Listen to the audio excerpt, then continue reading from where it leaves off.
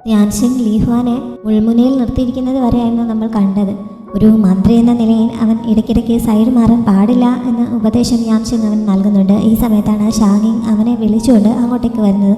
അങ്ങനെ അവൻ പെട്ടെന്ന് കൈയൊക്കെ മാറ്റിയിട്ട് ഡീസൻ്റായിരിക്കുന്നു. രണ്ടുപേരും സൗഹൃദ സംഭാഷണത്തിൽ ഏർപ്പെട്ടിരിക്കുന്നത് പോലെ മുഖത്തൊരു പുഞ്ചിരിയൊക്കെ വരുത്തുന്നുണ്ട്. ഷാഹിങ് ആൻറ്റി പറഞ്ഞിട്ട് അവനെ ലഞ്ച് കഴിക്കാൻ വിളിക്കാനായിട്ട് വന്നതായിരുന്നു. ലീ ഷാഹിങ്ങിനെ അകത്തേക്ക് വിളിക്കുന്നുണ്ടെങ്കിലും ഇത് ഒരു വില്ലൻ്റെ വീടായതുകൊണ്ട് ഞാൻ അകത്തേക്ക് വരുന്നില്ല എന്ന് ഷാഹിങ് പറയുന്നു. പിന്നെ അംശം അവളെയും കൊണ്ട് അവിടെ നിന്ന് തിരികെ പോകുന്നുണ്ട്. ലീ കുറച്ചു നേരം അവർ പോകുന്നത് നോക്കി നിന്നിട്ട് തിരികെ കയറുന്നു. ഷൗനാൻ വേഗം വാതിലൊക്കെ അടച്ചിട്ട് അവൻ്റെ അടുത്ത് നിന്നിരുന്ന്, അവൻ മാർക്കിസ് ആണെങ്കിൽ എന്താണ് അത്ര പ്രത്യേകത? ഞാൻ നോക്കിയിട്ട് പ്രത്യേകിച്ചൊന്നും കാണാനില്ല. അവൻ്റെ കപ്പ് പൊട്ടിച്ചു എന്നല്ലേ ഉള്ളൂ എന്ന് പറഞ്ഞ് യാൻസിങ് അവിടെ പൊട്ടിച്ചു വെച്ചിട്ടുണ്ടായിരുന്ന ആ കപ്പിൻ്റെ ഒരു കഷ്ണം കയ്യിലേക്ക് എടുക്കുന്നു. ഈ സമയത്താണ് അവിടെ ഉണ്ടായിരുന്ന ആ ടീപ്പോ തന്നെ 2 പീസായിട്ട് തകർന്ന് താഴേക്ക് വീണത്. യാൻസിങ് നേരത്തെ പ്രയോഗിച്ച ആ ഫോഴ്സിൻ്റെ ആഫ്റ്റർ എഫക്റ്റ് ആയിരുന്നു അത്. അവൻ്റെ ശക്തി എത്രത്തോളം ഉണ്ടെന്ന് ഇപ്പോൾ മനസ്സിലായി കാണുമല്ലോ എന്ന് ലീ പുഞ്ചിരിയോടെ പറയുന്നു. മാത്രമല്ല അവൻ്റെ കഴിവുകൾ ഇമ്പ്രൂവ് ആയിക്കൊണ്ടിരിക്കുകയാണെന്നും അവൻ പുകഴ്ത്തുന്നുണ്ട്. ഷാങ്യുവിന് അന്ന് ഷിയാൻ്റെ ഷോപ്പിൽ രാത്രി കുറേ വൈകുന്നേരം വരെ നിൽക്കേണ്ടി വന്നിരുന്നു. അത്രയ്ക്ക് തിരക്കായിരുന്നു അവിടെ. അതുകൊണ്ട് അവളെ തിരികെ കൊണ്ടുവിടാൻ ഷിയാൻഷൻ തന്നെ നേരിട്ട് വണ്ടിയുമായിട്ട് എത്തുന്നു. അതിൻ്റെ ആവശ്യമില്ലെന്ന് ഷാങ്യു പറയുന്നുണ്ടെങ്കിലും ഇത്ര വൈകിയ സ്ഥിതിക്ക് അവളെ തനിച്ച് വിടുന്നത് ശരിയല്ല, കൊണ്ടാക്കാമെന്ന് പറഞ്ഞ് ഷിയാൻ നിർബന്ധിച്ച് അവളെ വണ്ടിയിൽ കൂട്ടിക്കൊണ്ട് പോകുന്നു. യാൻഷൻ അന്ന് രാത്രി അവിടെയുള്ള കാട്ടിൽ വെച്ച് അവൻ്റെ സൈന്യത്തിലെ 2 പ്രധാന ജനറൽസുമായിട്ട് കൂടിക്കാഴ്ച നടത്തുന്നുണ്ട്. അവർ അവിടെയൊക്കെ മാർക്ക് ചെയ്ത് വെച്ച ചില അടയാളങ്ങൾ നോക്കിയാണ് അവൻ അവരുടെ അടുത്തെത്തുന്നത്. ഷിയേവു, ഷിയേഷി എന്നിങ്ങനെയാണ് അവരുടെ 2പേരുടെയും പേരുകൾ. യാൻഷൻ ജീവനോടെ ഉണ്ട് എന്ന് സൂചന കിട്ടിയെങ്കിലും നേരിട്ട് അവർ ഇപ്പോഴാണ് കാണുന്നത്. അതിൻ്റെ സന്തോഷം അവർക്കുണ്ട്. ഇവരെ കൂടാതെ ഇതേപോലെയുള്ള 2 കാവൽക്കാരെയായിരുന്നു അവന് കഴിഞ്ഞ യുദ്ധത്തിൽ നഷ്ടപ്പെട്ടത്. അവർ മരിക്കുന്നത് എനിക്ക് നിസ്സഹായതയോടെ നോക്കി നിൽക്കേണ്ടി വന്നു. എൻ്റെ കുറ്റം കൊണ്ടാണ് അവർ മരിച്ചതെന്ന് യാൻഷൻ കുറച്ച് കുറ്റബോധത്തോടെ ഇവരോട് പറയുന്നു. അവനെ പ്രൊട്ടക്റ്റ് ചെയ്യുന്നതിന് വേണ്ടി സ്വന്തം ജീവൻ പോലും നഷ്ടപ്പെടാൻ തങ്ങൾ തയ്യാറാണ് എന്ന് മുമ്പ് തന്നെ പ്രതിജ്ഞ എടുത്തിട്ടുള്ളതാണ്. അതുകൊണ്ട് ഇത് അവൻ്റെ തെറ്റല്ല എന്ന് പറഞ്ഞ് അവർ അവനെ സമാധാനിപ്പിക്കുന്നുണ്ട്. നമ്മുടെ കുടുംബത്തിലെ ആരും അങ്ങനെ കാര്യമില്ലാതെ മരിക്കാൻ ഞാൻ അനുവദിക്കില്ല എന്ന് യാൻഷൻ പറയുന്നുണ്ട്. പിന്നെ അവർ ആർമിയിലെ പ്രശ്നങ്ങളൊക്കെ പറയുന്നു. മെയിനായിട്ടും വേശുവാനാണ് ഇവരുടെ ഇപ്പോഴത്തെ ഏറ്റവും വലിയ ഇഷ്യൂ. വേശുവാൻ ഇവരെ അയാളുടെ കൺട്രോളിലാക്കാൻ ശ്രമിച്ചുകൊണ്ടിരിക്കുകയാണല്ലോ. ഇവരാരും അതിന് തയ്യാറാവുന്നതുമില്ല. യാൻഷെങ് തിരികെ എത്തിയിട്ട് വേണം അവനെ പിടിച്ച് കെട്ടാനെന്ന് ഇവർ പറഞ്ഞപ്പോൾ തൽക്കാലം അവനെ അവൻ്റെ വഴിക്ക് വിട്ടേരെ. അധികം വൈകാതെ നമുക്ക് ഷോങ്ഷിനിലെ രാജാവുമായിട്ട് ഒരു യുദ്ധം നടത്തേണ്ടി വരും. ആ സമയത്തേക്ക് ആവശ്യത്തിനുള്ള ധാന്യങ്ങളൊക്കെ സംഭരിക്കുകയാണ് ഇപ്പോൾ പ്രധാനമായും ചെയ്യേണ്ടത്. കൊട്ടാരത്തിൽ നിന്ന് നമുക്ക് തരാനുള്ള ധാന്യങ്ങളൊക്കെ തരുന്ന കാര്യത്തിൽ വീഴ്ച വരുത്തിയിരിക്കുകയാണ്. അതുകൊണ്ട് ഇപ്പോൾ പ്രൈം മിനിസ്റ്റർ വേശുവാനെ ധാന്യങ്ങൾ കളക്ട് ചെയ്യാനായി ഏൽപ്പിച്ചിരിക്കുകയാണ് എന്നൊക്കെയുള്ള വിവരങ്ങൾ അവർ അവനെ അറിയിക്കുന്നു. വേശുവാൻ എന്തായാലും ഷോങ്ഷുവായിട്ടുള്ള യുദ്ധത്തിൽ പരാജയപ്പെടും. അതുവരെ അവനെ നമുക്കൊരു ഇരയായി തന്നെ ഉപയോഗിക്കാം. ആ സമയമാകുമ്പോൾ ഞാൻ എൻ്റെ രീതിയിലുള്ള സ്ട്രാറ്റജി ഉപയോഗിച്ചോളാം എന്നൊക്കെ യാൻഷൻ അവരോട് പറയുന്നു. അപ്പോൾ അവൻ ഇപ്പോൾ തിരികെ വരാൻ ഉദ്ദേശിക്കുന്നില്ല എന്ന് അവർ ചോദിക്കുന്നുണ്ട്. തൽക്കാലം നിങ്ങൾ തിരികെ പോയിട്ട് ഞാൻ മരിച്ചു എന്നുള്ള വാർത്ത കഴിയാവുന്നത്ര സ്പ്രെഡ് ചെയ്യാൻ യാൻഷൻ അവർക്ക് നിർദ്ദേശം നൽകുന്നു. അവരത് സമ്മതിക്കുന്നുണ്ട്. എത്രത്തോളം ആളുകൾ കൂടുതൽ അറിയുന്നു അത്രത്തോളം നല്ലതാണെന്നും യാൻഷൻ പറയുന്നു. അവരത് സമ്മതിക്കുന്നുണ്ട്. ഈ സമയത്താണ് അവരിൽ ഒരാൾ യാൻഷങ്ങിൻ്റെ കയ്യിലിരിക്കുന്ന ആ പുതപ്പ് ശ്രദ്ധിക്കുന്നത്. അതിൽ കുറച്ച് എംബ്രോയിഡറി ഒക്കെ തുന്നി പിടിപ്പിച്ചിരിക്കുന്നത് കണ്ടപ്പോൾ അത് ഏതോ പെണ്ണിൻ്റെ ആണെന്ന് അവന് മനസ്സിലാവുന്നു. അതോടെ യാൻഷൻ ഇവിടെ ഏതോ പെണ്ണുങ്ങളുമായിട്ട് കണക്റ്റഡ് ആണ് എന്നും അവൻ ഊഹിക്കുന്നുണ്ട്. പക്ഷെ അതിനെക്കുറിച്ച് ഒന്നും അവനോട് ചോദിക്കുന്നില്ല. ഷാങ്യുവും ഷിയാനും കൂടി കുതിരവണ്ടിയിൽ വരുന്നത് ഇതേ കാട്ടിൽ കൂടിയാണ്. അവർ വരുന്ന വഴിയിൽ അവർക്ക് നേരെ ഒരു ആക്രമണം ഉണ്ടാവുന്നു. പുറത്തെന്തോ ശബ്ദം കേൾക്കുകയും വണ്ടി നിൽക്കുകയും ചെയ്തപ്പോൾ എന്താണ് സംഭവിക്കുന്നതെന്ന് അറിയാൻ ഷാങ്യു ആണ് ആദ്യം പുറത്തേക്ക് ഇറങ്ങി നോക്കിയത്. ചുറ്റും മുഖംമൂടിയൊക്കെ ധരിച്ച കുറേ ആക്രമികളെ കണ്ടപ്പോൾ അവൾ ഷിയാനോട് പുറത്തേക്ക് ഇറങ്ങട്ടെ എന്ന് പറഞ്ഞിട്ട് ചാടിയിറങ്ങി അവരെ നേരിടാൻ തുടങ്ങുന്നു. പുറത്തിറങ്ങിയില്ലെങ്കിലും വണ്ടിക്ക് അടുത്തേക്ക് വന്ന് വീണ ഒരാളെ ഷിയാൻ നേരിടുന്നുണ്ട്. അവളുടെ കയ്യിൽ ഒരു കുപ്പിയിൽ എന്തോ ഒരു സാധനം ഉണ്ടായിരുന്നു. അതവൾ അയാളുടെ മുഖത്തേക്ക് ഒഴിക്കുന്നു. എന്നിട്ട് നിങ്ങളെ പറഞ്ഞയച്ചത് ആരാണ്? അയാളാണോ? അയാൾക്ക് ഇനിയും എന്നെ വെറുതെ വിടാനുള്ള ഉദ്ദേശമില്ലേ എന്നൊക്കെ അവൾ ചോദിക്കുന്നുണ്ട്. ഇതേ സമയത്ത് തന്നെ ഇത് നടക്കുന്നതിന് കുറിച്ച് അപ്പുറത്തായി ഒരാൾ മറിഞ്ഞു എന്ന് ഇവരെ വാച്ച് ചെയ്യുന്നത് കാണിക്കുന്നുണ്ട്. അയാളുടെ മുഖമൊന്നും കാണിക്കുന്നില്ല, ജസ്റ്റ് കൈയും മോതിരവും ഒക്കെ മാത്രമാണ് കാണിക്കുന്നത്. യാൻഷൻ തിരികെ പോകുന്നതും ഈ ഭാഗത്തു കൂടിയായിരുന്നു. ഷിയാൻ്റെ നിലവിളി അവൻ കേൾക്കുന്നുണ്ട്. അങ്ങനെ അവൻ ആ ഭാഗത്തേക്ക് ഓടുന്നു. ഈ സമയത്ത് ഷാങ്യു വന്ന ആ അക്രമികളെല്ലാം നിലംപരിശാക്കിയിരുന്നു. പിന്നെ അവരുടെ തലവൻ മാത്രമാണ് ബാക്കിയുണ്ടായിരുന്നത്. അയാൾ പിന്നിൽ നിന്ന് അവളെ അടിക്കാൻ വരുന്നുണ്ടെങ്കിലും ഷിയാൻ വിളിച്ച് പറയുന്നതിനാൽ അവൾ തിരിഞ്ഞ് അയാളെ നേരിടാൻ തുടങ്ങുന്നു. അപ്പോഴേക്കും അയാൾ കയ്യിലുണ്ടായിരുന്ന വടിയൊക്കെ താഴെ ഇട്ടിട്ട് അവളുടെ മുന്നിൽ അടിയുറവ് പറയുന്നു. ആ സൗണ്ട് കേട്ടപ്പോൾ ഷാങ്യുവിന് എൻ്റെ പരിചയം തോന്നുന്നതിനാൽ അവൾ വേഗം അയാളുടെ മുഖം മൂടി മാറ്റി നോക്കുന്നു. അത് ഗുവോ ആയിരുന്നു.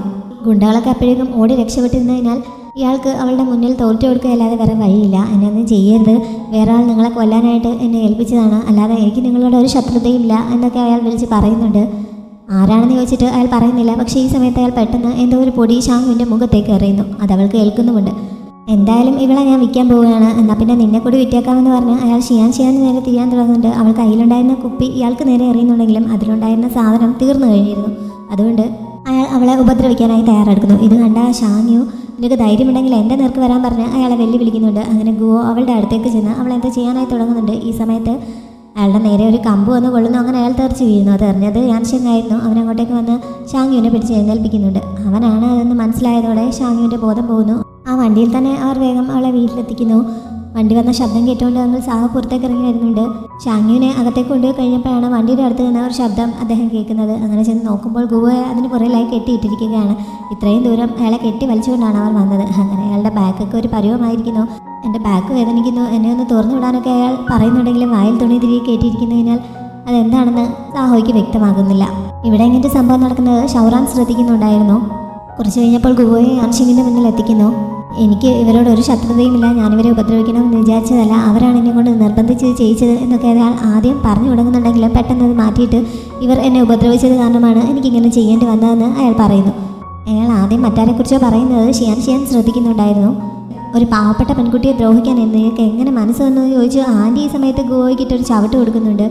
അങ്കിൾ ആൻറ്റിയെ സമാധാനിപ്പിക്കാൻ ശ്രമിക്കുന്നു. നീ വെറുതെ എഴുതിയിൽ എണ്ണ ഒഴിക്കല്ലേ, അല്ലേ തന്നെ കാര്യങ്ങൾ ആവശ്യത്തിന് പ്രശ്നമായിട്ടിരിക്കുകയാണ് എന്ന് അങ്കിൾ പറയുന്നുണ്ട്. ഈ സമയത്താണ് അവരാരും പ്രതീക്ഷിക്കാതെ പെട്ടെന്ന് യാൻഷെങ് അവിടെ ഇരിപ്പുണ്ടായിരുന്ന ഷാങ്യുവിൻ്റെ ആ കത്തിയിൽ നിന്ന് ഒരെണ്ണം എടുത്ത് ഇയാളുടെ തോളിലേക്ക് കുത്തി ഇറക്കിയിട്ട് അയാളെ അടുത്തേക്ക് പിടിച്ച് വലിച്ചത്. ശരിക്കും അയാളുടെ എല്ലിൽ ചെന്ന ആ കത്തി കൊണ്ടിട്ട് അയാളെ നിരക്കിയാണ് അവൻ മുന്നിലേക്ക് എടുക്കുന്നത്. ശരിക്കും അയാൾ വേദനിച്ച് കരയുന്നുണ്ട്. അവളെ പേടിപ്പിക്കാൻ മാത്രമേ ഉദ്ദേശിച്ചുള്ളൂ എന്നല്ലേ നിങ്ങൾ പറഞ്ഞത്, എന്നിട്ടാണ് അവളുടെ നേരെ ഈ മരുന്ന് പ്രയോഗിച്ചതെന്ന് അവൻ ദേഷ്യത്തിൽ ചോദിക്കുന്നു. എന്താണ് നീ ശരിക്കും അവളെ ചെയ്യാൻ ഉദ്ദേശിച്ചതെന്ന് ചോദിക്കുന്നുണ്ട്. ആദ്യം അവളെ ബോധം കെടുത്താനാണ് ഞാൻ ഉദ്ദേശിച്ചതെന്ന് അയാൾ പറഞ്ഞപ്പോഴേക്കും അവൻ അയാളെ തട്ടി നിലത്തേക്ക് ഇട്ടിട്ട് അയാളുടെ പുറത്ത് കയറിയുന്ന അയാളുടെ മുഖത്തിട്ടൊരിടി കൊടുക്കുന്നു. എന്നിട്ട് പിന്നെന്താണ് ചെയ്യാൻ ഉദ്ദേശിച്ചതെന്ന് ചോദിക്കുന്നുണ്ട്. അയാൾ പറയാൻ മടിച്ചപ്പോൾ അവൻ വീണ്ടും ഇരിക്കുന്നു. അവളുടെ ഞരമ്പുകളൊക്കെ നശിപ്പിക്കാൻ ഉദ്ദേശിച്ചതെന്ന് പറഞ്ഞപ്പോഴേക്കും യാൻഷെങ് വീണ്ടും അയാൾക്ക് 2 എണ്ണം കൊടുക്കുന്നുണ്ട്. അപ്പോൾ തന്നെ അയാളുടെ കണ്ടീഷൻ വളരെ മോശമായി കഴിഞ്ഞിരുന്നു. പിന്നെ അവളെ ഏതെങ്കിലും സ്ഥലത്ത് കൊണ്ടുപോയി വിൽക്കാനാണ് ഉദ്ദേശിച്ചതെന്ന് കൂടി അയാൾ പറഞ്ഞപ്പോഴേക്കും യാൻഷെങ് അവനെ ഇടിച്ച് തരിപ്പണമാക്കുന്നു. അവൻ്റെ കൈയൊക്കെ അയാളുടെ രക്തത്തിൽ കുളിക്കുന്നുണ്ട്. എന്നിട്ടും അവൻ ദേഷ്യം സഹിക്കുകയാതെ നിർത്താൻ തയ്യാറാവുന്നില്ല. ഇനി അവൻ ഇടിച്ചാൽ അയാൾ തട്ടിപ്പോകുന്നുള്ള അവസ്ഥ എത്തിയ സമയത്താണ് ഭാഗ്യത്തിന് ലീ അവിടെ എത്തിയത്. നീ ഇങ്ങനെ ചെയ്യുന്നതുകൊണ്ട് നിന്റെ കൈ വെറുതെ വൃത്തികേടാക്കാമെന്നേ ഉള്ളൂ, ഇത് ഇവിടുത്തെ ഒഫീഷ്യൽസിന് ഡീൽ ചെയ്യാനായി വിട്ടുകൊടുക്കാൻ ലീ പറയുന്നുണ്ട്. എന്ത് ഒഫീഷ്യൽസാണ് ഇവിടെ ഉള്ളത്? ഞാൻ കൃത്യസമയത്ത് അവിടെ എത്തിയില്ലായിരുന്നെങ്കിൽ ഇവൾക്ക് എന്ത് സംഭവിക്കുമായിരുന്നു? ആ സമയത്ത് അവളെ ആര് രക്ഷിച്ചേനെ? എൻ്റെ പ്രതികാരം ഞാൻ തന്നെ വീട്ടിക്കൊള്ളാമെന്ന് പറഞ്ഞ് അവൻ ആ കത്തിയെടുത്ത് അയാളെ കൊല്ലാനായി തുടങ്ങുന്നു. പെട്ടെന്ന് ഷാങ്യു പുറകിൽ നിന്ന് അവനെ വിളിച്ചതുകൊണ്ട് മാത്രം അവൻ നിർത്തുന്നുണ്ട്. അയാളെ കൊല്ലരുത്, അതിനുള്ള യോഗ്യത അയാൾക്കില്ല എന്നവൾ പറയുന്നുണ്ട്. എന്തായാലും അതുകൊണ്ട് മാത്രം യാൻഷെങ് പിന്മാറുന്നു. എന്നിട്ട് വേഗം അവളുടെ അടുത്തേക്ക് ചെന്ന് അവൾക്ക് എങ്ങനെയുണ്ടെന്ന് ചോദിക്കുന്നുണ്ട്. ഷാങ്യുവിന് എഴുന്നേക്കാനൊന്നും പറ്റുന്ന അവസ്ഥയായിരുന്നില്ല. അതുകൊണ്ട് തന്നെ അവൻ വേഗം അവളെ കിടത്തിയിട്ട് റെസ്റ്റ് എടുത്തോളം പറഞ്ഞ് സമാധാനിപ്പിക്കുന്നുണ്ട്. കുറേ കഴിഞ്ഞപ്പോൾ അങ്കിളിൻ്റെ ട്രീറ്റ്മെൻറ്റൊക്കെ കാരണം അവളുടെ കണ്ടീഷൻ ഓക്കെ ആവുന്നു. ഈ സമയത്ത് ഷാങ്യു അവളുടെ അടുത്ത് വന്നിരുന്ന് കരയുന്നുണ്ട്. എനിക്ക് കുഴപ്പമൊന്നും പറ്റിയില്ലല്ലോ എന്ന് പറഞ്ഞ് ഷാങ്യു അവളെ സമാധാനിപ്പിക്കുന്നു. അപ്പോഴാണ് യാൻഷെങ് അവൾക്കുള്ള മരുന്നുമായിട്ട് അങ്ങോട്ടേക്ക് വന്നത്. ഷാങ്യുവിനെ അവിടെ നിന്ന് മാറ്റുന്നതിന് വേണ്ടി അവളോട് ഒരു പത്രം വെള്ളം എടുത്തുകൊണ്ട് വരാൻ പറഞ്ഞ് ഷാങ്യു അവളെ പറഞ്ഞയക്കുന്നു. യാൻഷെങ് വേഗം അവളുടെ അടുത്ത് നിന്നിട്ട് ഇപ്പോൾ നിനക്ക് എങ്ങനെയുണ്ട്, തലവേദനയുണ്ടോ, വേറെ എവിടെയെങ്കിലും വേദനിക്കുന്നുണ്ടോ എന്നൊക്കെ ചോദിക്കുന്നു. നീ എനിക്ക് വേണ്ടി അയാളെ കൊന്നിട്ട് ജയിലിൽ പോയിരുന്നെങ്കിൽ ഉറപ്പായും എനിക്ക് തലവേദന ആയേനെ എന്നവൾ വിഷമത്തോടെ പറയുന്നുണ്ട്. യാൻഷെങ് അവളെ സമാധാനിപ്പിച്ചുകൊണ്ട് ചേർത്ത് പിടിക്കുന്നു. ഈ സമയത്ത് അവൻ്റെ കണ്ണൊക്കെ നിറഞ്ഞൊഴുകുന്നുണ്ട്. അവന് അവളോട് സത്യം പറയാൻ പറ്റാത്ത ഒരു സിറ്റുവേഷൻ ആണല്ലോ. പിന്നെ അവൾ തൻ്റെ കാര്യത്തിൽ എത്രത്തോളം കെയർ ചെയ്യുന്നുണ്ട് എന്നുള്ളതും അവനെ വിഷമിപ്പിക്കുന്നുണ്ട്.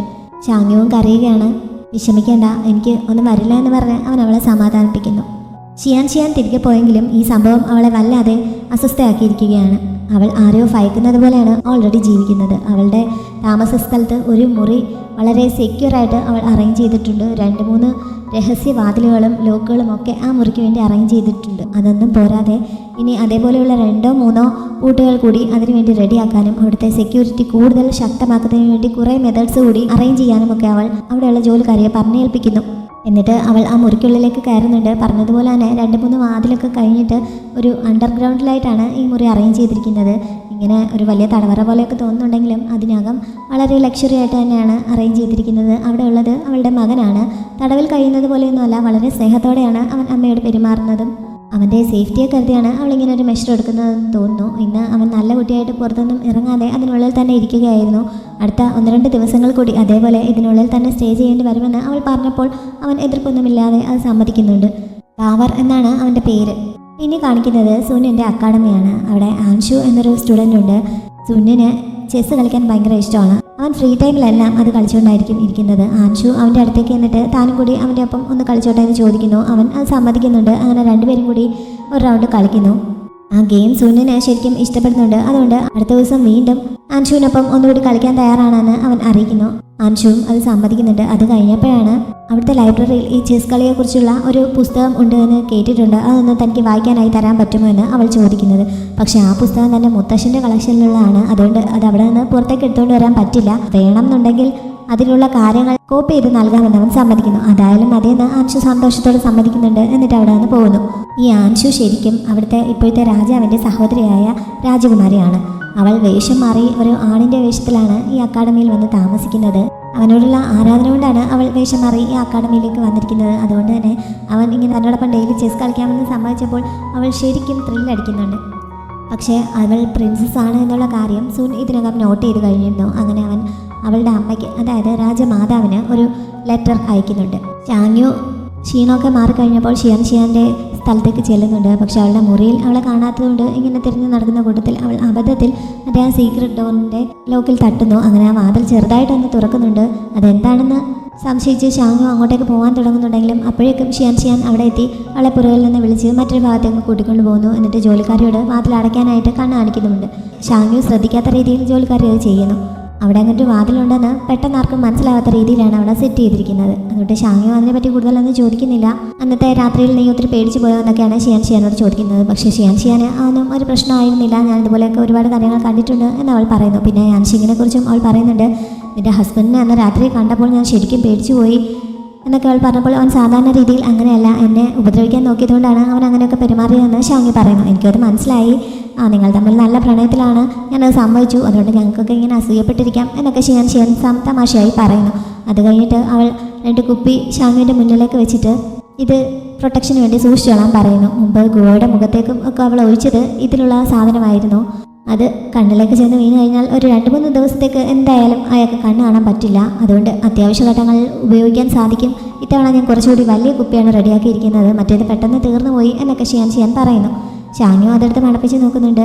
ഇതിങ്ങനെ വർക്കൗട്ട് ആവുകയാണെങ്കിൽ നമുക്ക് ഇതേപോലെ തന്നെ ഇഞ്ചിയും പെപ്പറും ഒക്കെ ഉപയോഗിക്കാൻ പറ്റുമല്ലോ എന്ന് അവൾ ചോദിക്കുന്നു. ശരിക്കും പറഞ്ഞാൽ ഇപ്പോഴത്തെ പെപ്പർ സ്പ്രേയുടെയൊക്കെ ഒരു ഫസ്റ്റ് വേർഷനാണിതെന്ന് വേണമെങ്കിൽ പറയാം. ആൻഷു അടുത്ത ദിവസവും സുന്നിനൊപ്പം ചെസ് കളിക്കാനായി ചെല്ലുന്നുണ്ട്. അവൾ കളിക്കുന്ന ആ രീതി കണ്ടപ്പോൾ സുന്നിന് മുമ്പ് തനിക്കൊപ്പം കളിച്ചിരുന്ന ആരെയോ ഓർമ്മ വരുന്നുണ്ട്. അങ്ങനെ അവൻ അതിനെപ്പറ്റി പറയുന്നു. ശരിക്കും അവൾക്കും അതിനെപ്പറ്റി അറിയാമായിരുന്നു. അവിടെ അടുത്തുള്ള ഒരു ക്ഷേത്രത്തിൽ ഇവൾ പോയ സമയത്താണ് അവിടെ ആരോ കളിച്ച് പകുതിയാക്കി വെച്ച ഒരു ചെസ് ബോർഡ് അവൾ കാണാനിടയായത്. കൗതുകം തോന്നി അവൾ അതിൻ്റെ മറുവശം കളിക്കുകയായിരുന്നു. എന്നിട്ട് അത് അങ്ങനെ തന്നെ വെച്ചിട്ട് അവിടെ നിന്ന് പോകുന്നു. പിന്നീട് അവൾ വന്ന് നോക്കുന്ന സമയത്ത് മറ്റേ ആൾ അത് അടുത്ത സ്റ്റെപ്പ് കളിച്ച് വെച്ചിട്ടുണ്ടായിരുന്നു. ഇങ്ങനെ ഇവർ പരസ്പരം കാണാതെ ആ ഗെയിം കുറേ കണ്ടിന്യൂ ചെയ്യുന്നുണ്ട്. പരസ്പരം കണ്ടില്ലെങ്കിലും കരുക്കൾ നീക്കുന്നതിലൂടെ എതിർവശത്തിരിക്കുന്ന ആളിൻ്റെ മാനസികാവസ്ഥ എന്താണെന്ന് രണ്ടുപേർക്കും ഊഹിക്കാൻ കഴിയുന്നുണ്ടായിരുന്നു. അങ്ങനെ പരസ്പരം ഒരു ബഹുമാനവും ആരാധനയും ഒക്കെ ഇവർക്ക് തമ്മിൽ ഉണ്ടായിട്ടുമുണ്ടായിരുന്നു. ഇവനിങ്ങനെ തൻ്റെ ഒരു പഴയ ഫ്രണ്ടിനെ കുറിച്ച് പറഞ്ഞപ്പോൾ പ്രിൻസസിൻ്റെ മനസ്സിലേക്ക് ഇതൊക്കെയാണ് വന്നത്. എനിക്കും അതേപോലെ ഒരു ഫ്രണ്ട് ഉണ്ടായിരുന്നു എന്ന് മാത്രം അവൾ പറയുന്നു. ഈ സമയത്താണ് അവളുടെ സെർവൻറ്റ് അങ്ങോട്ടേക്ക് വന്നിട്ട് വീട്ടിൽ നിന്ന് ആൾ വന്നിട്ടുണ്ട് എന്ന് പറയുന്നത്. അതിൽ കൂടുതൽ സെർവൻറ്റിന് പറയാൻ പറ്റില്ലായിരുന്നു. വീട്ടിൽ നിന്ന് ആൾ വന്നു കേട്ടപ്പോൾ പ്രിൻസസ് ശരിക്കും ഞെട്ടുന്നു. അങ്ങനെ അവൾ വേഗം എഴുന്നേറ്റ് പുറത്തേക്ക് ചെല്ലുന്നുണ്ട്. അവളെ രഹസ്യമായിട്ട് തിരികെ കൂട്ടിക്കൊണ്ടു പോകാനായിട്ട് കൊട്ടാരത്തിൽ നിന്ന് ഒരു സംഘം എത്തിയിരിക്കുകയാണ്. അവളിങ്ങനെ ആവേശത്തിൽ ഇവിടെ വന്ന് പഠിക്കാനായി താമസിച്ചു എന്നൊക്കെ അറിഞ്ഞു കഴിഞ്ഞാൽ അത് കൊട്ടാരത്തിലുള്ളവർക്ക് തന്നെ നാണക്കേടാണ്. അതുകൊണ്ട് വളരെ രഹസ്യമായിട്ട് തന്നെ വേണം ഇവിടെ നിന്ന് തിരികെ പോകാൻ. അതിനുള്ള അറേഞ്ച്മെൻറ്റ്സ് എല്ലാം ചെയ്തിട്ടുണ്ട് എന്ന് ആ വന്നിരിക്കുന്ന നാനി അറിയിക്കുന്നു. രാത്രി ആയതുകൊണ്ട് അടുത്ത ദിവസം രാവിലെയാണ് അവർ പോകാൻ ഉദ്ദേശിക്കുന്നത്. പ്രിൻസസിന് ഇനി ഒരു രക്ഷയില്ല, അവർക്കൊപ്പം പോയേ പറ്റുകയുള്ളൂ. കാരണം ഇത് അവളുടെ അമ്മയുടെ ഓർഡറാണ്. അങ്ങനെ അടുത്ത ദിവസം രാവിലെ അവൾ പോകാനായി അവളുടെ ശരിക്കുള്ള വേഷത്തിൽ തന്നെ പുറത്തേക്ക് റെഡിയായി ഇറങ്ങുന്നുണ്ട്. ശരിക്കും 1 മാസം കൂടി കഴിഞ്ഞിട്ട് അവിടെ വിട്ട് പോകണമെന്നാണ് അവൾ ഉദ്ദേശിച്ചിരുന്നത്. ഇതിപ്പോൾ നേരത്തെ തന്നെ പോകേണ്ടി വന്നതിൽ അവൾക്ക് നല്ല വിഷമമുണ്ട്. പിന്നെ അവൾ വന്ന കാര്യമൊന്നും നേടിയെടുക്കാനും സാധിച്ചിട്ടില്ല. അങ്ങനെ വിഷമത്തോടെ ആണെങ്കിലും പോകാൻ തയ്യാറെടുക്കുന്ന സമയത്താണ് ഇവൾക്ക് മറ്റൊരു കാര്യം ഓർമ്മ വരുന്നത്. അന്ന് ക്ഷേത്രത്തിൽ വെച്ച് ഇവൾക്ക് എതിരായി കളിച്ചുകൊണ്ടിരുന്ന ആൾ ആരാണ് എന്ന് കണ്ടെത്താനായി ഇവൾ കുറേ ശ്രമങ്ങൾ നടത്തിയിരുന്നു. അങ്ങനെ ആ ക്ഷേത്രത്തിലൊരു പൂജാരിയുമായി മീറ്റ് ചെയ്തപ്പോൾ അദ്ദേഹമാണ് അവിടെ നിന്ന് കളിക്കാറുള്ളതെന്നാണ് അവളോട് പറഞ്ഞത്. അവൾക്ക് സമ്മാനമായിട്ട് ഒരു ചെയിൻ നൽകുകയും ചെയ്തിരുന്നു. എതിർവശത്തിരിക്കുന്ന ആളുടെ മുഖം അവൾ പല രീതിയിലും ഇമാജിൻ ചെയ്ത് നോക്കിയിട്ടുണ്ടായിരുന്നു. ഇങ്ങനെ ഒരു സന്യാസിയായിരിക്കും അതെന്ന് അവൾ ഒട്ടും പ്രതീക്ഷിച്ചിരുന്നതല്ല. അതുകൊണ്ട് അവൾക്കത് അങ്ങോട്ട് അക്സെപ്റ്റ് ചെയ്യാൻ ബുദ്ധിമുട്ടുണ്ടായിരുന്നു. എന്നാലും ഈ ക്ഷേത്രത്തിൽ വേറെ ആര് വന്നിരുന്ന് കളിക്കാനാണ് എന്ന് ചിന്തിച്ച് അത് തന്നെയായിരിക്കും സത്യമെന്ന് കരുതി അവൾ അവിടെ നിന്ന് തിരികെ പോകാൻ തുടങ്ങിയാണ്. അങ്ങനെ കുറച്ച് മുന്നോട്ട് പോയപ്പോഴാണ് വേറെ ആരുടെയോ ശബ്ദം കേൾക്കുന്നത്. അങ്ങനെ അവൾ രഹസ്യമായിട്ട് അവിടെ തിരികെ വന്ന് നോക്കുന്നുണ്ട്. ഈ സമയത്ത് സുന്നിനെ അവൾ കാണുകയും ചെയ്യുന്നു. അങ്ങനെ സുന്നായിരുന്നു അവിടെ ഇരുന്ന് കളിച്ചതെന്ന് അവൾ മനസ്സിലാക്കിയിരുന്നു. അവിടെ ഒരു പെൺകുട്ടിയാണ് തനിക്കെതിരായിട്ട് വന്നിരുന്ന് കളിക്കുന്നതെന്ന് അറിഞ്ഞു കഴിഞ്ഞപ്പോൾ ആ പെൺകുട്ടിയെ ഒഴിവാക്കുന്നതിന് വേണ്ടിയിട്ടായിരുന്നു സുൻ ഇങ്ങനെ ഒരു മെത്തേഡ് സ്വീകരിച്ചത്. അന്നും പ്രിൻസസ് ആണ് തനിക്കെതിരായി വന്നിരുന്ന് കളിച്ചതെന്ന് സുന്നിന് അറിയാമായിരുന്നില്ല. അങ്ങനെയാണ് അവൾക്ക് അവനോട് ഇത്രയ്ക്ക് ആരാധനയാവുന്നതും അവനെ കാണാൻ വേണ്ടി ഈ വേഷം മാറി ഇവിടെ വന്ന് താമസിച്ചതുമൊക്കെ. ഇതൊക്കെ ഓർത്തപ്പോൾ എങ്ങനെ അങ്ങ് തിരികെ പോകാൻ അവൾക്ക് മനസ്സ് വരുന്നില്ല. അങ്ങനെ അവൾ വേഗം സുൻ ഇരിക്കുന്ന സ്ഥലത്തേക്ക് ഓടുന്നുണ്ട്. അവളെ ആ വേഷത്തിൽ കണ്ടിട്ട് അവനെ പ്രത്യേകിച്ച് ഞെട്ടലൊന്നും ഉണ്ടായിരുന്നില്ലല്ലോ. ഇവളിങ്ങനെ ഓടി വന്ന സമയത്ത് അവളുടെ ഡ്രസ്സിൻ്റെ കുറേ ഭാഗം നന്നായി അഴുക്കായിട്ടുണ്ടായിരുന്നു. ഇതവൻ ശ്രദ്ധിക്കുന്നു. അവൾ പെട്ടെന്ന് മറയ്ക്കാനും ശ്രമിക്കുന്നുണ്ട്. ഞാനത്തിനാണ് തിരികെ വന്നതെന്ന് അറിയാമോ എന്ന് അവൾ ചോദിച്ചപ്പോൾ അവൻ എഴുന്നേറ്റ് നിന്നിട്ട് അവൾക്ക് പ്രിൻസസിന് നൽകുന്ന ബഹുമാനത്തോടെ തന്നെ അവളോട് സംസാരിക്കുന്നു. എൻ്റെ ഐഡൻറ്റിറ്റിയെ പറ്റി എനിക്ക് നേരത്തെ തന്നെ അറിയാമായിരുന്നു എന്ന് ഇവളിപ്പോൾ സംശയത്തോടെ ചോദിക്കുന്നുണ്ട്. 2 ദിവസം മുമ്പാണ് എനിക്കത് മനസ്സിലായത്. നീ ഇവിടെ ആദ്യം വന്ന സമയത്ത് തന്നെ നീ ഒരു പെണ്ണാണെന്ന് ഞാൻ മനസ്സിലാക്കിയിരുന്നു. പക്ഷേ പ്രിൻസസ് ആണ് എന്നുള്ള കാര്യം എനിക്ക് കഴിഞ്ഞ ദിവസമാണ് മനസ്സിലായത് എന്ന് അവൻ പറയുന്നു. അവൾ അവൻ്റെ അടുത്തേക്ക് കുറച്ച് നീങ്ങിയിട്ട് ഞാൻ ഒരാളെ കാണാൻ വേണ്ടിയിട്ടാണ് ഇങ്ങോട്ട് വന്നതെന്ന് പറയുന്നുണ്ട്. പക്ഷേ അവൻ അവളുടെ അടുത്ത് നിന്ന് പുറകിലേക്ക് നീങ്ങിയിട്ട് അങ്ങനെ ഒരു ഫേവർ ഞങ്ങളുടെ അക്കാഡമിക്ക് തന്നതിൽ ഒരുപാട് സന്തോഷമുണ്ട് എന്നൊക്കെ അവളുടെ ഒഫീഷ്യൽ രീതിയിൽ പറയുന്നു. എന്നിട്ട് അവൻ അതുവരെ എഴുതിക്കൊണ്ടിരുന്ന ആ പേപ്പറുകൾ അവൾക്ക് നൽകിയിട്ട് അവൾ കഴിഞ്ഞ ദിവസം ആവശ്യപ്പെട്ട ആ ബുക്കിലുള്ള കാര്യങ്ങളാണ് ഇതിൽ എഴുതിയിരിക്കുന്നത്. ഇതൊരു ഗുഡ് ബൈ ഗിഫ്റ്റായിട്ട് കരുതിയാൽ മതി എന്ന് പറഞ്ഞ് അത് അവൾക്ക് നീട്ടുന്നുണ്ട്. അവൾക്ക് ശരിക്കും വേണ്ടത് അതല്ലല്ലോ. അതുകൊണ്ട് അത് വാങ്ങി എറിഞ്ഞു കളഞ്ഞിട്ട് അവൾ അവിടെ നിന്ന് കരഞ്ഞുകൊണ്ട് പോകുന്നു. അവളെന്താണ് ഇങ്ങനെയൊക്കെ റിയാക്ട് ചെയ്യുന്നതെന്ന് സുന്നിന് മനസ്സിലാവുന്നില്ല. അവൾ പോയി കുറച്ച് കഴിഞ്ഞപ്പോൾ അവിടുത്തെ മറ്റൊരു സ്റ്റുഡൻറ്റ് ഒരു കവർ ഇവനെ കൊണ്ട് ഏൽപ്പിച്ചിട്ട് ആൻഷു തന്നിട്ട് പോയതാണ് എന്ന് പറയുന്നു. അങ്ങനെ സുന്ന തുറന്നു നോക്കിയപ്പോൾ മുമ്പ് ആ ക്ഷേത്രത്തിലെ പവലിയനിൽ വെച്ച് തനിക്കെതിരെ കളിച്ചിരുന്ന ആളിന് അവൻ ആ സന്യാസി വഴി സമ്മാനിച്ച ചെയിനായിരുന്നു അതിലുണ്ടായിരുന്നത്. അങ്ങനെ തനിക്കെതിരായി കളിച്ചിരുന്ന ആൾ അവളായിരുന്നുവെന്ന് അവന് മനസ്സിലാവുന്നു. അതോടെ അവനും നല്ല വിഷമത്തിലാവുന്നുണ്ട്. കാരണം ആ എതിർവശത്തിരുന്ന് കളിക്കുന്ന ആളിനോട് അവനും നല്ല ആരാധന ഉണ്ടായിരുന്നു. അത് പ്രിൻസസ് ആയിരിക്കുമെന്ന് അവനൊട്ടും പ്രതീക്ഷിച്ചിരുന്നതല്ല. അവൾ തന്നെ അന്വേഷിച്ചാണ് ഇങ്ങോട്ടേക്ക് വന്നതെന്ന് അവനിപ്പോൾ മനസ്സിലാവുന്നു. പ്രിൻസസിന് സുന്നിനോടുള്ള ഈ താല്പര്യത്തെക്കുറിച്ച് രാജമാതാവിന് അറിയാമായിരുന്നു. സുൻ പക്ഷേ അവളോട് താല്പര്യം കാണിക്കാതെ അവളിങ്ങനെ അവിടെ വേഷം മാറി സ്റ്റേ ചെയ്യുന്നുണ്ട് എന്നുള്ള കാര്യം നേരിട്ട് തങ്ങളെ അറിയിച്ചത് അവരെക്കുറിച്ച് അത്ഭുതപ്പെടുത്തിയിരിക്കുകയാണ്. എന്തായാലും പ്രിൻസസ് ഉടനെ ഒന്ന് പിന്മാറാൻ തയ്യാറാവുമെന്ന് തോന്നുന്നില്ല എന്ന് ഞാൻ അവരെ അറിയിക്കുന്നു. അവൾ കുട്ടിയല്ലേ, അതുകൊണ്ട് വരുംവരായികളെ കുറിച്ചൊന്നുള്ള ചിന്തയൊന്നും അവൾക്കുണ്ടാവില്ല. അവളെ കുറ്റം പറയാൻ സാധിക്കില്ല. എന്തായാലും പ്രിൻസസിനെ സുന്നിൻ്റെ കുടുംബത്തിലേക്ക് വിവാഹം കഴിച്ചു കൊടുക്കാൻ പറ്റില്ല. അത് രാജകുടുംബത്തിൻ്റെ അന്തസ്സിന് പറ്റിയ ഒരു ബന്ധമല്ല. അതുകൊണ്ട് തങ്ങളുടെ നിലയ്ക്കും വിലയ്ക്കും ചേരുന്ന മറ്റൊരു ബന്ധത്തെക്കുറിച്ച് രാജമാതാവ് ഈ സമയത്ത് ആലോചിക്കുന്നു. അത് മറ്റാരുമല്ല, നമ്മുടെ ലീയയാണ് പ്രിൻസസിന് വേണ്ടി ഇവർ കണ്ടെത്തുന്നത്. ആ ആലോചനയ്ക്ക് വേണ്ടിയിട്ടുള്ള കാര്യങ്ങൾ മുന്നോട്ട് കൊണ്ടുപോകാനും അവർ സർവന്റിന് ഓർഡർ നൽകുന്നുണ്ട്. ലീയുടെ മുത്തശ്ശൻ്റെ അടുത്താണല്ലോ ഈ ആലോചന ചെന്നത്. മുത്തശ്ശൻ ഇതും പറഞ്ഞ് ഒരു കത്ത് ലീക്ക് അയക്കുന്നുണ്ട്. 3 ദിവസം കഴിഞ്ഞപ്പോൾ ആ കത്ത് അവന് കിട്ടുന്നു. അവൻ അപ്പോൾ തന്നെ ഷൗറാനെയും ആ കത്ത് കാണിക്കുന്നുണ്ട്. പ്രിൻസസുമായിട്ട് ഒരു ബ്ലൈൻഡ് ഡേറ്റ് അറേഞ്ച് ചെയ്യുന്നതിന് വേണ്ടി അവൻ ഉടനെ തിരികെ എത്തണമെന്നായിരുന്നു അതിൽ പറഞ്ഞിരുന്നത്. മുത്തശ്ശൻ രാജകുടുംബവുമായി തൻ്റെ വിവാഹം നടത്തി മുത്തശ്ശൻ്റെ ഭാഗം ഒന്നുകൂടി സ്ട്രോങ് ആക്കാനാണ് ഉദ്ദേശിക്കുന്നതെന്ന് ലീഹുവാൻ അറിയാം. അവന് ഇങ്ങനെ ഒരു ബന്ധത്തോട് ഒട്ടും താല്പര്യമില്ല. പക്ഷേ മുത്തശ്ശൻ പറയുന്നത് അനുസരിക്കുകയല്ലാതെ അവന് വേറെ വഴിയില്ല. ഈ രാജ്യത്തിൻ്റെ പ്രൊട്ടക്ഷനൊക്കെ തൽക്കാലം മാർക്കിസിനെ ഏൽപ്പിക്കാം. അവൻ ജീവനോടെ ഇരിക്കുന്നത് എന്തായാലും ജനങ്ങളുടെ ഭാഗ്യമാണ് എന്ന് ലീയും ഇപ്പോൾ പറയുന്നുണ്ട്. അവൻ ഇവിടെ ഉള്ളിടത്തോളം കാലം ഇവിടെ അവൻ്റെ സംരക്ഷണം ഉണ്ടാവും എന്ന് ഉറപ്പിച്ചിട്ട് തൽക്കാലം തിരികെ പോകാൻ തന്നെ അവൻ തീരുമാനിക്കുന്നു. ഈ ഗ്രാമപ്രദേശം അവന് ശരിക്കും ഇഷ്ടമായിരുന്നു. എന്തെങ്കിലും ഒരിക്കൽ സെറ്റിൽ ആവുകയാണെങ്കിൽ ഇതേപോലെയുള്ള ഏതെങ്കിലും സ്ഥലത്ത് സെറ്റിൽ ആവണമെന്നാണ് താൻ ആഗ്രഹിക്കുന്നതെന്ന് അവനിപ്പോൾ പറയുന്നുണ്ട്. ഷാങ്ങി പുറത്തെവിടെ പോയി വന്ന വഴിക്ക് ലീയെ കണ്ടിരുന്നു. അങ്ങനെ അവൻ തിരികെ പോവുകയാണെന്നുള്ള കാര്യം അവൾ അറിഞ്ഞിരുന്നു. അവൾ വന്ന് പറഞ്ഞാണ് യാൻഷിങ് വിവരം അറിയുന്നത്. അവൻ എന്തെങ്കിലും പ്രത്യേകിച്ച് പറഞ്ഞിരുന്നോ എന്ന് ചോദിച്ചപ്പോൾ അവൻ തിരികെ ആദ്യം അവിടെ അടുത്തുള്ള ഓഫീസിൽ ചെന്ന് റിപ്പോർട്ട് ചെയ്തിട്ട് തലസ്ഥാന നഗരിയിലേക്ക് പോവുകയാണെന്നാണ് പറഞ്ഞത്. പിന്നെ എൻ്റെ അച്ഛനും അമ്മയും ഈ സ്ഥലത്തേക്ക് താമസത്തിന് വന്ന സമയത്ത് ഇവിടുത്തെ കാര്യങ്ങൾ എങ്ങനെയായിരുന്നു എന്ന് ഓർമ്മയുണ്ടോ എന്ന് എന്നോട് ചോദിച്ചു. അന്ന് എനിക്ക് 2 വയസ്സ് മാത്രമേ ഉള്ളായിരുന്നു. പിന്നെ ഞാൻ എങ്ങനെ ഓർക്കാനാണ് എന്നവൾ പറയുന്നുണ്ട്. അവൾ ചെസ്നട്ട് റോസ്റ്റ് ചെയ്തുകൊണ്ട് നിൽക്കുകയാണ് ഈ സമയത്തൊക്കെ. അത് റെഡിയാക്കിയിട്ട് ഷാങ്ങിങ്ങിന് കൊടുക്കാനായി അകത്തേക്ക് ചെന്നപ്പോഴാണ് ഫാൽക്കൺ തിരികെ വന്നിരിക്കുന്നുവെന്ന് ഷാങ്ങിങ് സന്തോഷത്തോടെ അറിയിക്കുന്നത്. എന്നെ കണ്ടപ്പോൾ ഷാങ്ങിനും സന്തോഷമാവുന്നു. അത് തിരികെ വരുമെന്ന് മുമ്പ് യാൻഷിങ് പറഞ്ഞപ്പോൾ അവൾ വിശ്വസിച്ചിരുന്നില്ല. അപ്പോൾ അവൻ പറഞ്ഞത് സത്യമായല്ലോ എന്ന് പറഞ്ഞ് അവൾ സന്തോഷിക്കുന്നു. ചിലപ്പോൾ നീ കൊടുത്ത ഫുഡ് അതിന് ശരിക്കും ഇഷ്ടപ്പെട്ട് കാണും, അതുകൊണ്ടായിരിക്കും തിരികെ വന്നതെന്ന് അവൻ തമാശയായി പറയുന്നുണ്ട്. ഇങ്ങനെ തനിയെ തിരിച്ചു വന്ന സ്ഥിതിക്ക് ഇനി അതിനെ കൂട്ടിലടയ്ക്കുന്നില്ല, സ്വതന്ത്രമായി വിട്ടേക്കാമെന്ന് ഷാങ്ങു സമ്മതിക്കുന്നു. എന്നിട്ട് അവളും ഷാങ്ങും കൂടി അതിനെ കയ്യിലെടുത്ത് വെച്ച് ഓംനിക്കാൻ തുടങ്ങുന്നുണ്ട്. ഈ സമയത്ത് യാൻഷങ് അത് കൊണ്ടുവന്ന മെസ്സേജ് വായിക്കുന്നു. അവൻ നേരത്തെ തന്നെ അത് കൈക്കലാക്കിയിട്ടുണ്ടായിരുന്നു. പവലിയനിലെ സ്വപ്നം അവസാനിച്ചു എന്നായിരുന്നു അതിൽ സുൻ മെസ്സേജ് അയച്ചിരുന്നത്. എന്താണ് അവൻ ഉദ്ദേശിക്കുന്നതെന്നും യാൻഷിങ്ങിന് മനസ്സിലാവുന്നില്ല. അന്ന് രാത്രിയും അവൻ രഹസ്യമായിട്ട് അവൻ്റെ ആ 2 സൈനികരെ കാണുന്നുണ്ട്. അന്ന് രാത്രിയും അവൻ രഹസ്യമായിട്ട് ഷിയവും ഷിയയുമായും മീറ്റ് ചെയ്യുന്നുണ്ട്. ലീഹ്വാൻ ശരിക്കും അവിടെ വിട്ട് പോയി എന്നുള്ള കാര്യം അവർ റിപ്പോർട്ട് ചെയ്യുന്നു. ഈ ലീഹ്വാനെ എത്രയും പെട്ടെന്ന് അവിടുന്ന് പറഞ്ഞയക്കാനുള്ള എന്തെങ്കിലും മെത്തേഡ് സ്വീകരിക്കണമെന്ന് യാൻഷിങ് മുമ്പ് സുന്നിന് മെസ്സേജ് അയച്ചിട്ടുണ്ടായിരുന്നു. എന്തായാലും സുൻ ചെയ്ത എന്തോ കാര്യത്തിൻ്റെ റിസൾട്ടായിട്ടാണ് ലീഹ്വാൻ ഇത്ര പെട്ടെന്ന് ഇവിടെ നിന്ന് പോയതെന്ന് യാൻഷിങ്ങിന് അറിയാം. പക്ഷെ അവൻ എന്താണ് പ്രയോജനമെന്ന് യാൻഷിങ്ങിന് മനസ്സിലാവുന്നില്ല.